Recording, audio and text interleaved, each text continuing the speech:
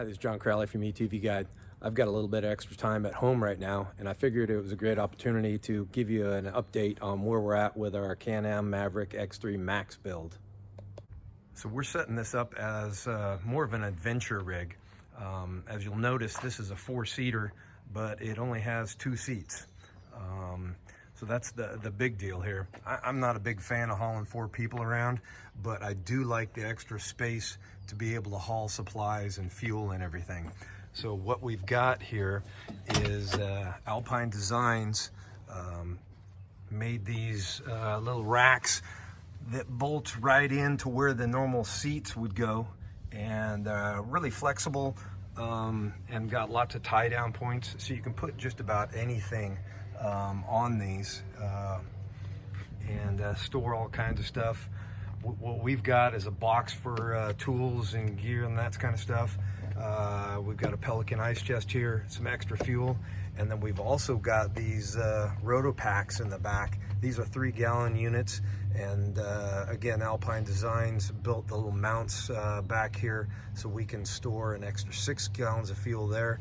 You can see we've got enough space for another 10 there, so total that's 16 gallons. I've got a lot of distance I can go with this setup. Other thing you'll notice on the outside is we use the factory lower door inserts from Can-Am. They are pretty easy to install, light and simple, and they work real well, and it doesn't affect your normal latching system or anything.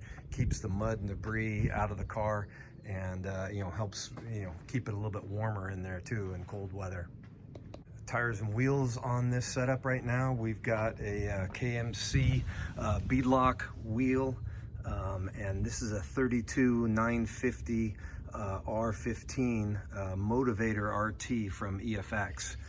This is a great setup for the desert, and good size, gives you a little bit more ground clearance from stock, and they've been performing real well for us in the desert. Suspension wise on this setup, we have added a dual rate spring kit from Shock Therapy, and then stock replacement arms from HCR.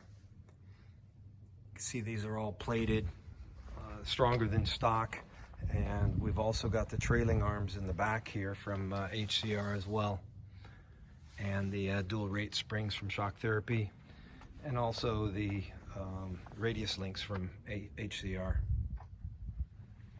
Got a few things on the car from Assault Industries. This is their fire extinguisher and mount. We've got that set up back here.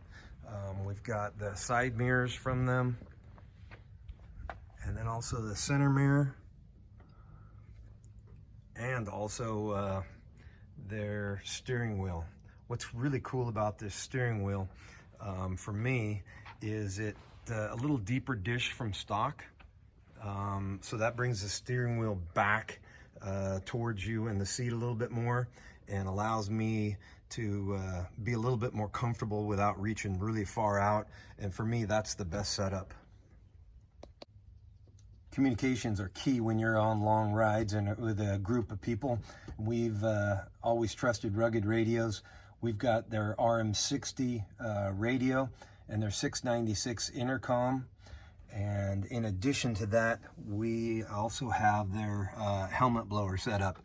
So if you're in a dusty kind of setup, you add those onto your helmet and get some fresh air, keep the dust out of your helmet.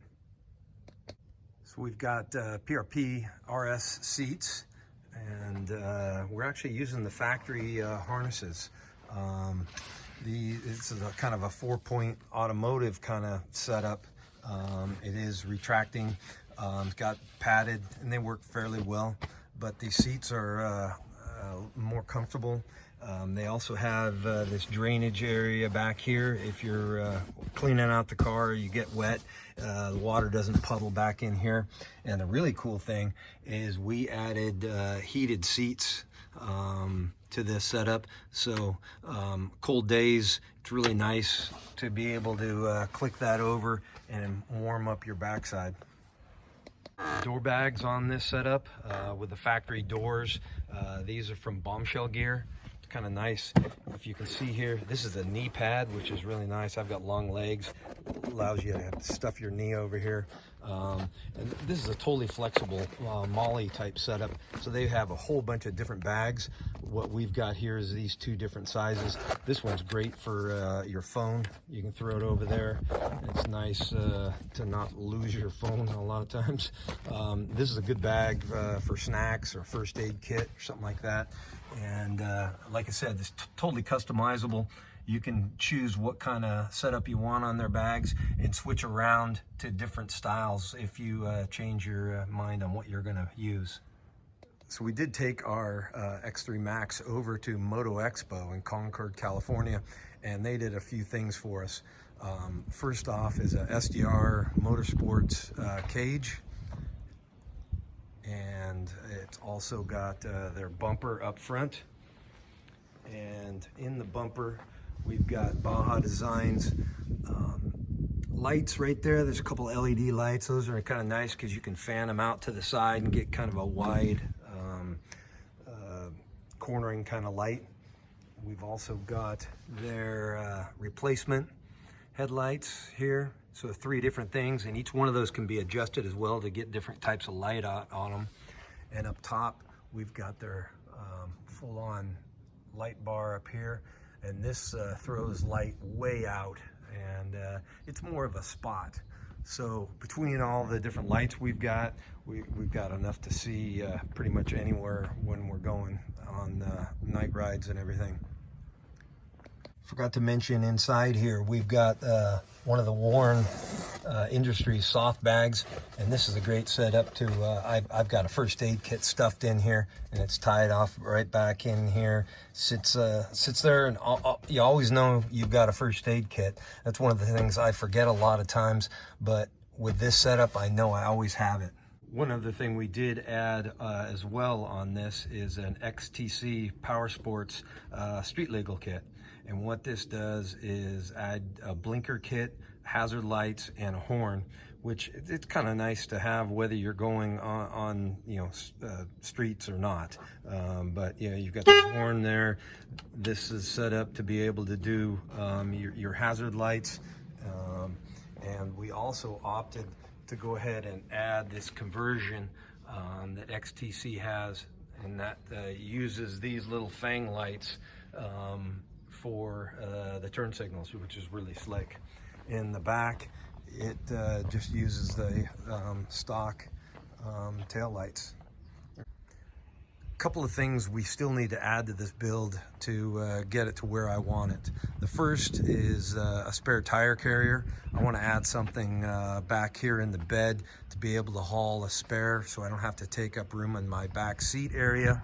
I would like to add some lighted whips for night rides in the dunes. It just gives me a little bit more comfort knowing that I'm more able to be seen.